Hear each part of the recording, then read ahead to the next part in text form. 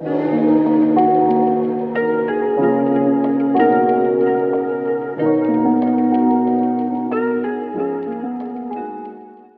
are right on schedule for the next PlayStation console, the PlayStation 5 Pro, and we still don't seem to have a release date, but there's no doubt that the most likely release will be November 2023.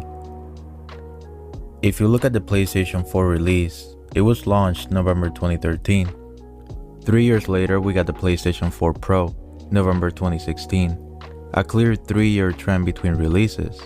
To be fair, the production between last gen and now is much different.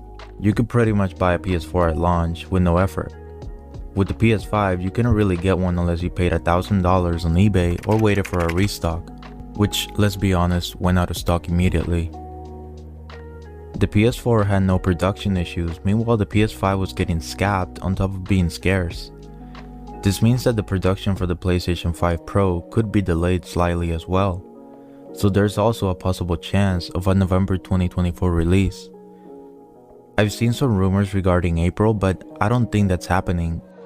For one, the last Sony console to not release in the holiday was the PlayStation 2, released in March. Ever since then, every PlayStation console, including Slims and Pro alternatives, have released at the end of the year. A very strategic date to release a gaming console, since most people are out there shopping anyway. So what are the differences on the PS5 Pro compared to the original PS5? First, we will obviously see an upgraded visual design, more futuristic and stylish. As far as size, not sure if they'll decide to go smaller. The PS5 is kinda huge, so it'd be interesting to see if they wanna go bigger than that, but what we really want is a bigger storage. 2 terabytes will be key, but Sony is gonna get greedy and most likely give us 1. Games nowadays take too much space.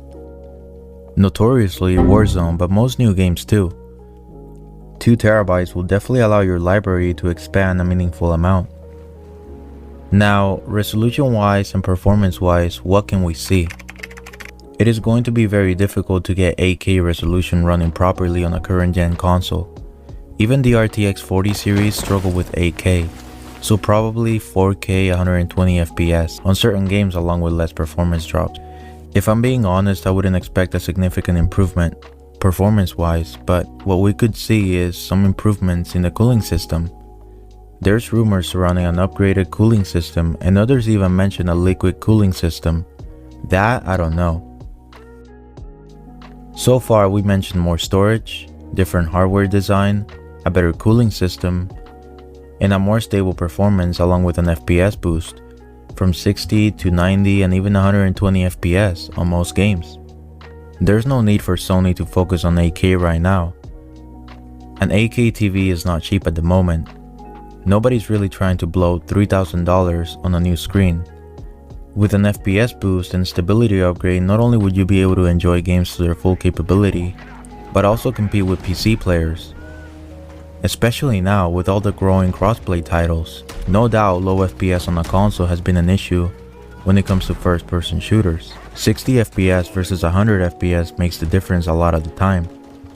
Leave 8K for the PS6. By that time, TVs will actually be somewhat affordable and people will actually be able to buy them. The biggest factor deciding whether we'll buy a PS5 Pro upgrade is the price. We can expect the PlayStation 5 Pro to cost $599, a $100 difference, just like the previous generation. $699 is too much because people don't generally shell out money for consoles like they do PC. $599 for a significant upgrade seems like the perfect balance, and at a price most people wouldn't hesitate.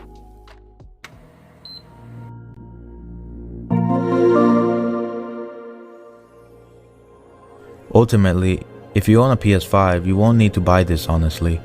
Your PS5 has you covered for the next half a decade with no effort. However, if you don't have a next gen console and you're gonna wait anyway, might as well go with a more powerful console. And if you want a slimmer, smaller console, you can always opt out for the PS5 Slim that comes out at the same time as the PS5 Pro. Sony has done a great job this generation, and it seems like it's only getting better for you if you're a PlayStation fan.